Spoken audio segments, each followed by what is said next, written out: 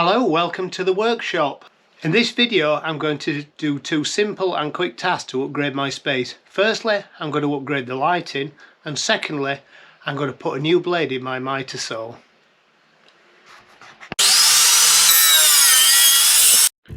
So these two projects are made from materials I already had in stock.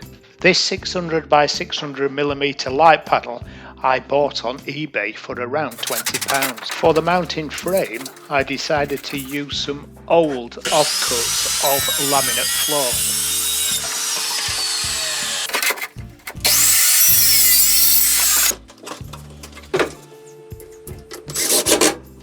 And these are just screwed to the underside of the rafters.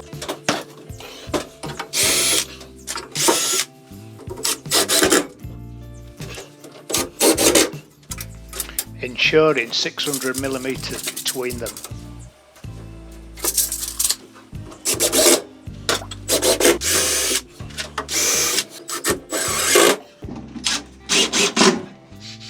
So I just want something that's the same thickness as the light, which is about 10mm, 3/8 of an inch. I've got a bit of offcut here of tongue and groove, which is exactly the right length. What's the chances of that?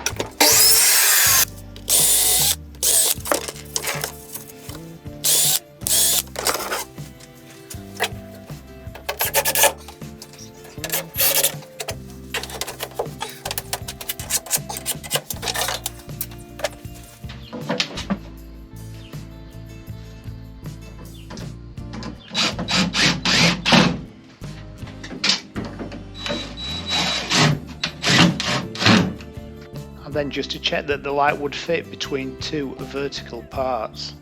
To hold it up.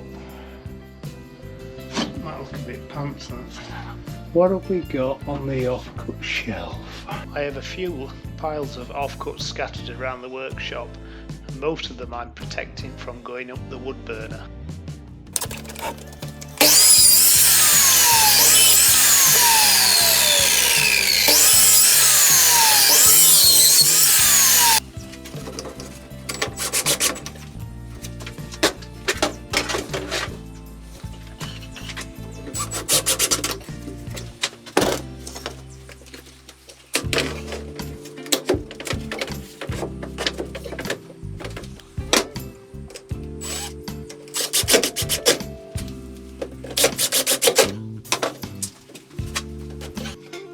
The panel is connected to the electrics with a plug rather than hardwired in. This means I can use it as a portable panel should I need to. Well, that's much better. I can actually see now. You may have noticed during that footage that this saw is very blunt. I've had this saw for probably about 18 years, I think, and it's got the original blade on, and it's done a lot of work here. Now, I wouldn't normally cut plastic laminate on it, but cutting them boards were the final act for this blade. So the next thing I want to do is change this blade. I'll give you a closer view of the saw. So basically it's a P Pro slider mitre saw, and it's a B&Q special, which is a Home Depot equivalent in the UK. They even use the same colour branding. Probably paid about £100 for this, which probably on today's prices is probably a bit expensive. My Evolution saw that I have in the small loft workshop, I think I paid about £80 for that, and that's probably a better saw, albeit not as big. So I'm going to get my vacuum out and give it a bit of a clean up. And because it's been stood here for a few months to the atmosphere, it's a bit rusty, so I'm going to give them a clean up, and then making sure it's not plugged in, and then I'm going to take this blade off, and then hopefully the Freud blade that I bought last year will fit when I can find it. We're done with it. That's all.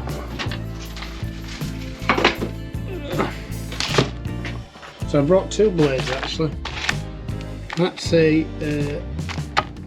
boa blade, which is actually an old one from the previous chop saw I had in the small loft, and actually it's not done much work, and that's a 210 by 2.2 30mm bore, 40 mil, and then this one, this is the brand new one, same size, 30 mil diameter.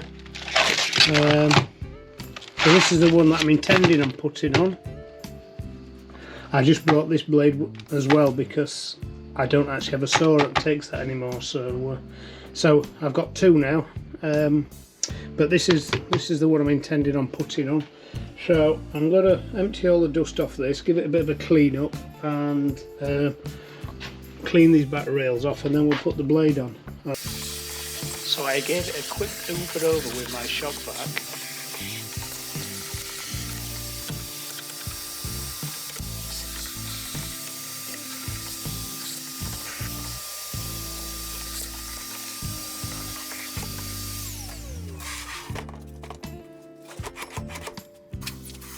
Using wire wool, remove the tarnish off the sliding rails.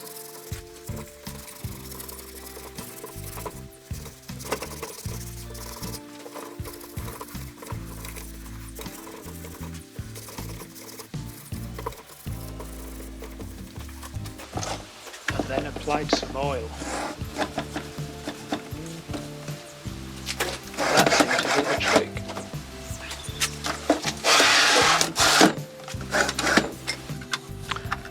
To remove the blade guard, I needed two different sized Allen keys. One to remove the arm and the other to remove the slide away cover. What my video doesn't show is the 30 minutes it took me to find these keys. So there's a little button down here to press, and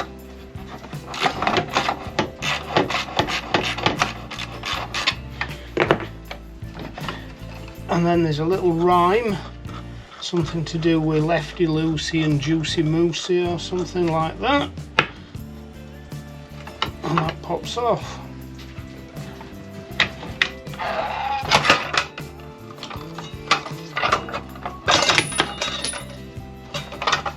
Man overboard.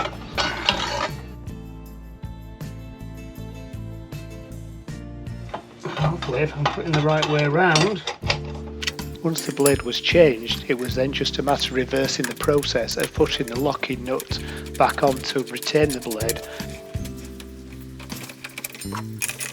And we should just lift it so up to start with rather than fighting the guard.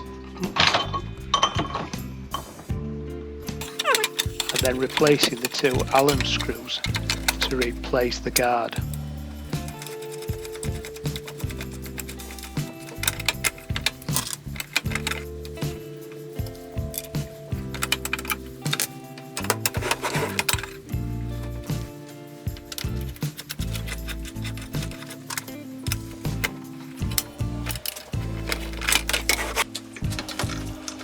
Finally, reconnecting the electricity,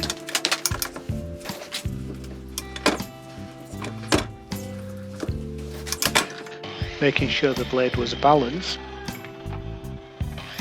and making a test cut on a scrap piece of wood.